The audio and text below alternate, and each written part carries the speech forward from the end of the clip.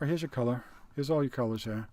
You know, you're picking your tool, and if you come over here and double click on the square, you get the color you selected. Say you said, oh, that's not dark enough, and I want to darken it. You know, here it is,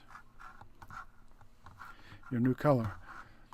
So now that we're going to move down to a couple of other tools, which are great, and we don't have to, you know, you have a brush and a pencil tool, and again, here's your, you know, these are your drawing tools, or thought of as being that. So again, you can see up here, you've got like a dark center and fuzzy, which means that when you do the brush in this mode, it's going to be kind of like an airbrush, like you see here. So I don't want an airbrush. So I come and I grab this, and I can manipulate the size here, and notice that I have modes here, which I'll go over a little later, not really right now. And I just want to draw, you know, colors like that, or lines. You saw that I can adjust the size of the line up here. And when I have my actual brush right here, what I can do is go to my keyboard. This is a really, really handy shortcut. I go to my keyboard and I go to my right and left bracket on my keyboard. And if I hit my left bracket, or my right bracket goes smaller, my left bracket goes larger. So that really beats having to go up to your menu to make changes. So another tool that is really great is going to be your clone stamp tool. And we're on the back. Clone stamp tool comes in really handy.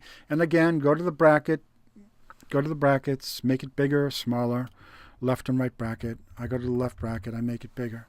So what I do with this tool is I go and I hit a modifier key, which on my computer is going to be a option. And as soon as I hit that, I get a bullseye. So I click right here because this is where I want my image to start from, right here. So I start painting. And it will replicate the image wherever I want it.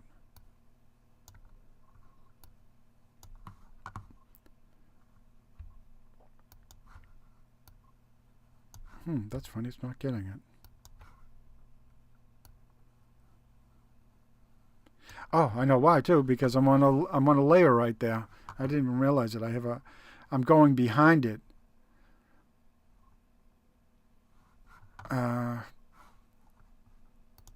So I take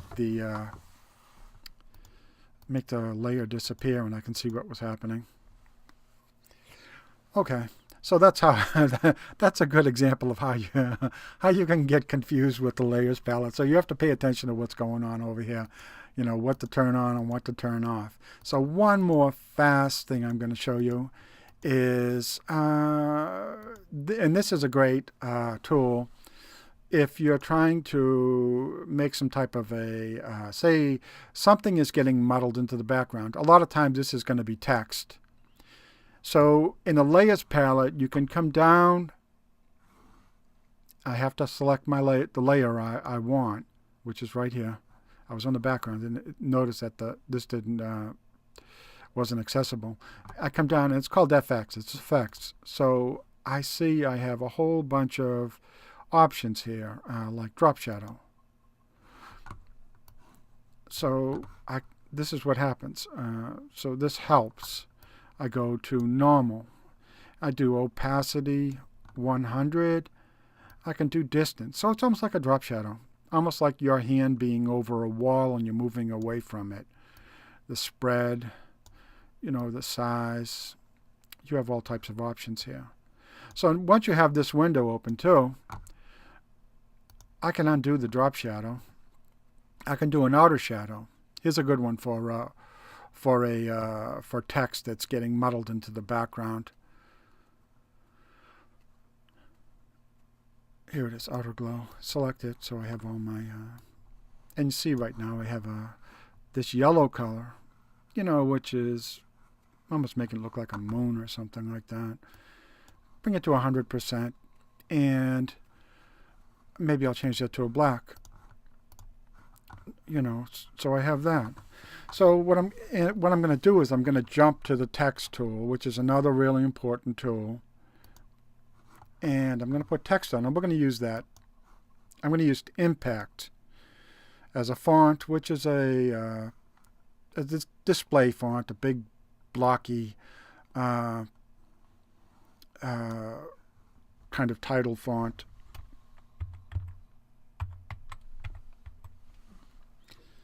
And so you see it's a little bit small compared to the picture. I'm going to make it 2. So you see how close everything is together. One great thing, you should always use this because it's a big help, is to go to your window and look for character. And have that right there where you can grab it or move it around. Because especially when you're working with text, this is going to help a real lot. So I look and I see that I have right to left here as a -75. So I'm going to put it back to 0. And now my font is in its natural state. It's not condensed. I could even expand it if I wanted to. And I can put my own numbers in there too if I need to. So what I was saying is you can see, this gets all muddled into the background and it doesn't look all that great. So here's where using the effects here is a big help. Maybe I'm going to use bevel and emboss and see how that looks. So that gives me this. And inner bevel. I want to do outer bevel. Instead of smooth, I do chisel hard. And, I can do the depth. So you have all types of, that doesn't look all that spectacular. You have all types of controls here. Contour. And if I just wanted to make some type of a distinction between the background and the foreground, I could just go to outer glow and do see, here's that's a little bit of an improvement even with the yellow, but I'd go back to normal and I'd go opacity 100% and change this to black. And maybe make the size and spread a little bit bigger. Like that. If that's kind of noisy, but you can see what it does. Sometimes you might, you need that as a solution to a problem. Because what good is some type of an advertisement or a picture if you can't read the text? It's not much good at all. It's right up there with a car without a steering wheel, I guess. But these are some really good things as far as using the